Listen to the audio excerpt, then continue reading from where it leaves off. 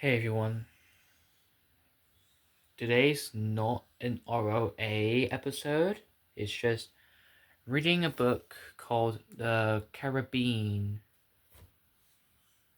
And I must get this. Weird noise. Right, any objects can make them stand my phone. When I'm recording. Any objects. Okay,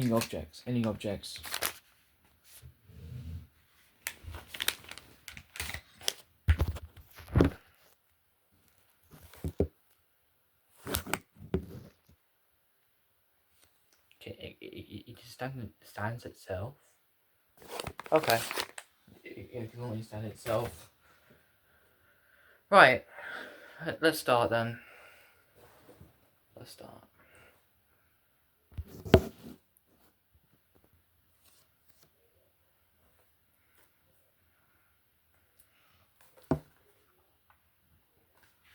Let's start with page 1.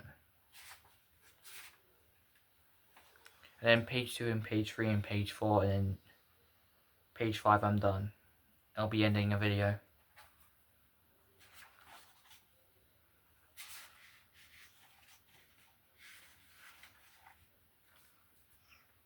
Author's note. My mother and father travelled from the Caribbean to the UK in the late 1950s, as did so many other West Indians at that time. I was born in UK in Bradford, Yorkshire, and my parents are from the Commonwealth of Dominica, is that right? In Bradford, thousands of miles away from the tropical Caribbean island from Dominica. My parents told me stories about sequoias and jab, and characters like the mischievous Compre Lapin. They also told me about real people they remembered too.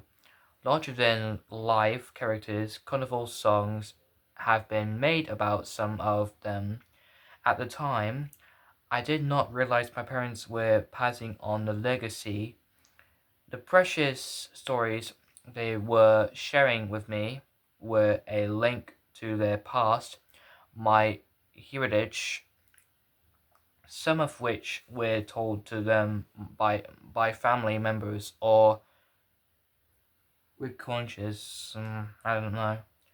Long before TV and internet, before people in Dominica would often share stories at outside gatherings. When the raconteur announced he was going to begin a story, he would call to the people a quick, and the people would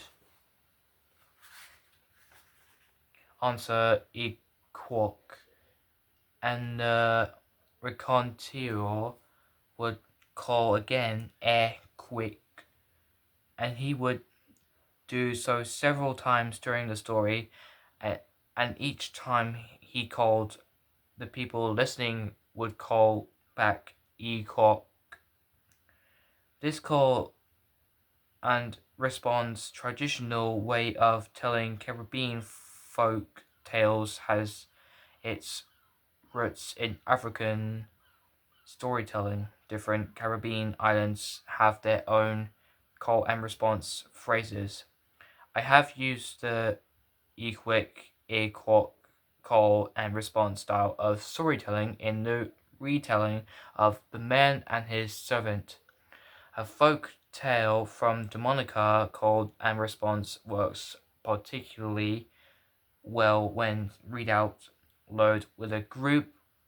For the rest of the stories, I have used a traditional classic folktale style of telling, making a content of the stories without the performing storyteller the main focus. These stories can be shared or read alone.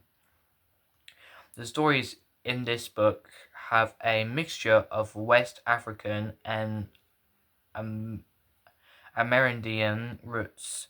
Two Dinners is based on an Ashanti story brought over the Caribbean from West Africa and features the familiar Bra Anansi, Anansi, a popular character in Jamaican folklore. The first Kingfisher and the Spirit of the Rock have their roots in the traditions of Carib folklore, and they each have a strong mythological element featuring spirits, rituals, and spells based on the beliefs of the indigenous Carib people. I have chosen to retell stories from the Commonwealth of Dominica, Guyana, Jamaica, Tobago, the Dominican Republic, Trinidad, St. Vincent. Oh god, I can't say it.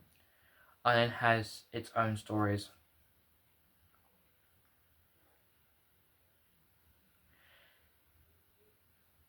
It is also common to find versions of the same stories in different islands with characters such as Animal Jamaica, Compre Lapin, Dominica, St. Lucia, or Brer Rabbit playing the same trickster character in in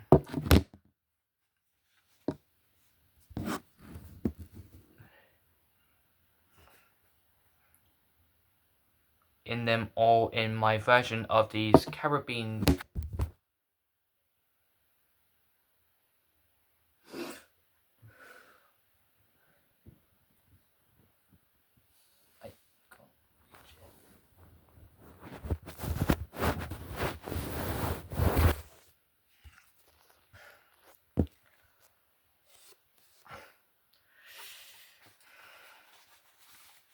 Where was I?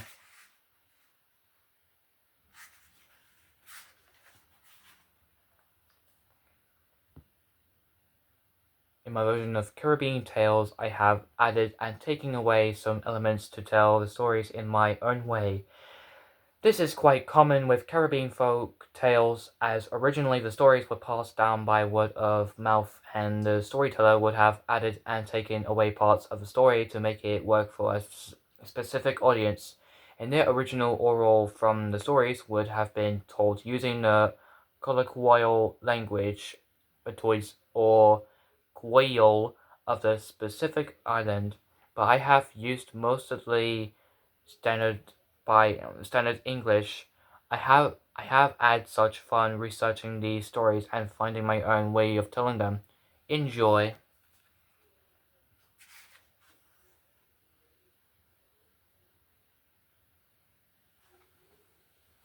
Oh man. Long, long ago, when roads were not quite roads, but just footpaths and tracks formed between trees and bushes made by the many who walked from village to town, there was an island called Waitukabuli. The shape of an island resembled that of a tall woman, and the Kalingago people who lived there had named it so. For Waitukabuli means how tall is her body. On this island there lived a grumpy little man called Karahu. Karahu had a frown always fixed on his face. His brow was always furrowed,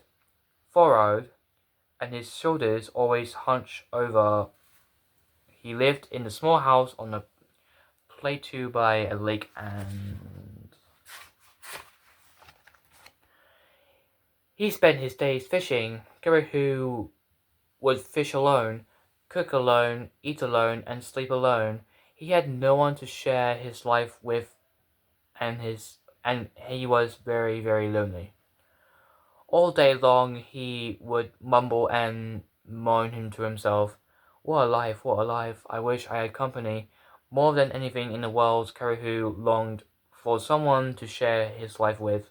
One day, Karahu was fishing by the lake, and usual when he noticed a colorful stone by the water edge. The stone glistened in the sunlight, radiating all the colors from the rainbow.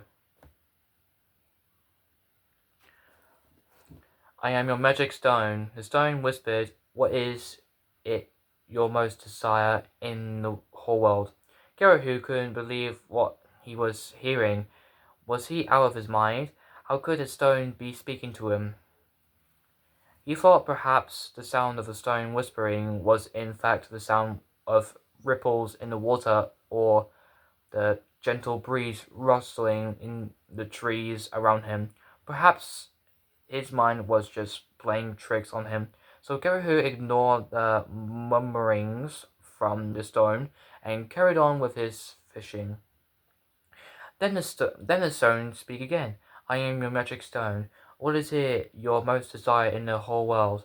Karahu immediately stopped fishing and looked at the colorful stone in shock.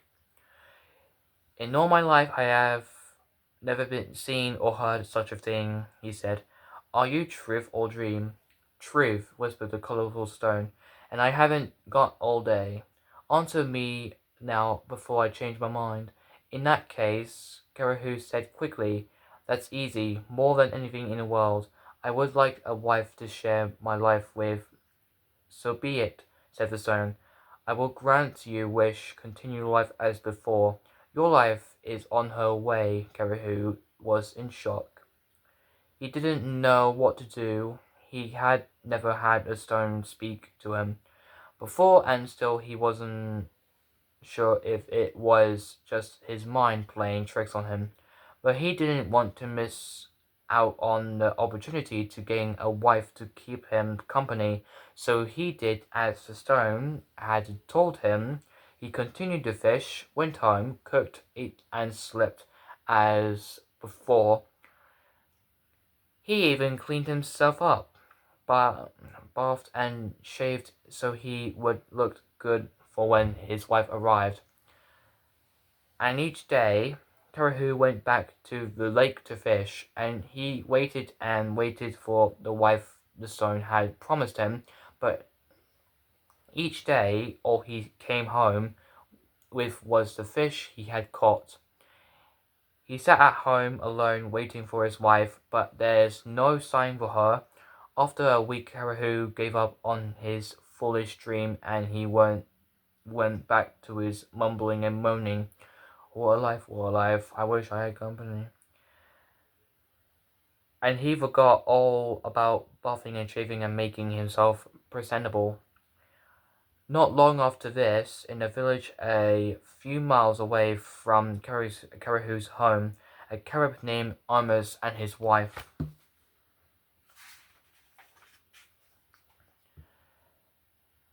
Sylvan had to go to town for business. In those days, the Caribs went everywhere on foot, and it took days and days to get into town. Amos and Silent gathered their things together and arranged to travel with a few friends who also had to go to town. They rose bright and early and set off on the long journey. As they went along, they sang, and as the custom was, they clapped their hands and slapped their thighs. What? What?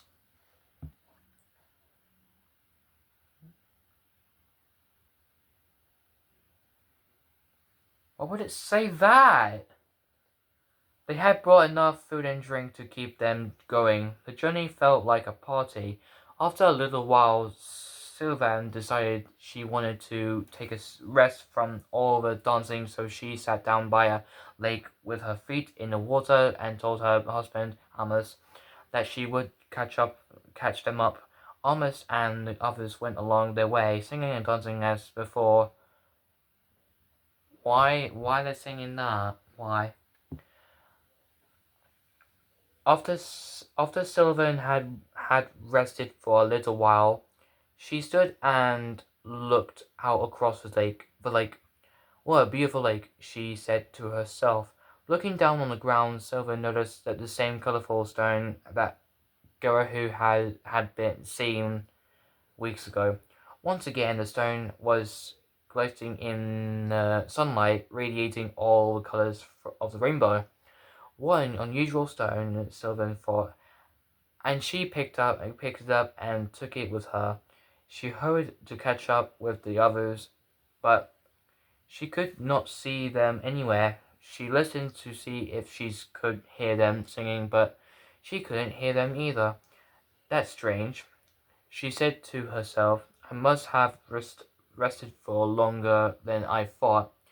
My husband and friends must be a long way ahead of me. Sylvan began to walk but more quickly to catch them up, but after a while she found herself back by the lake where she had started. It was beginning to get dark. What am I doing still here by a lakeside? Sylvan thought. Then, as she looked one way and then the other, she noticed a bright glow lighting her way.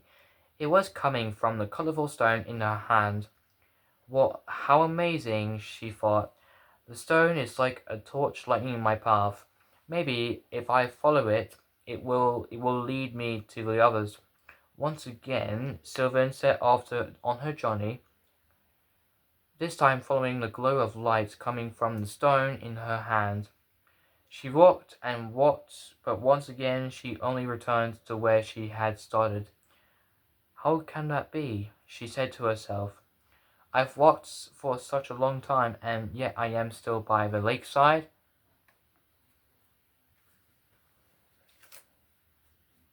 To be continued.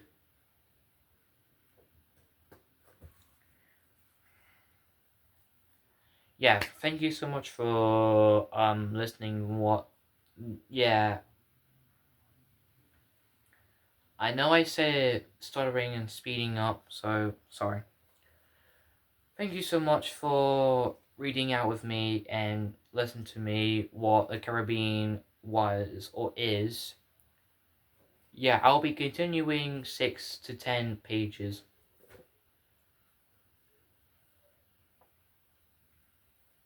6 to 10 page. Ugh. So I'll see you in another video. Bye.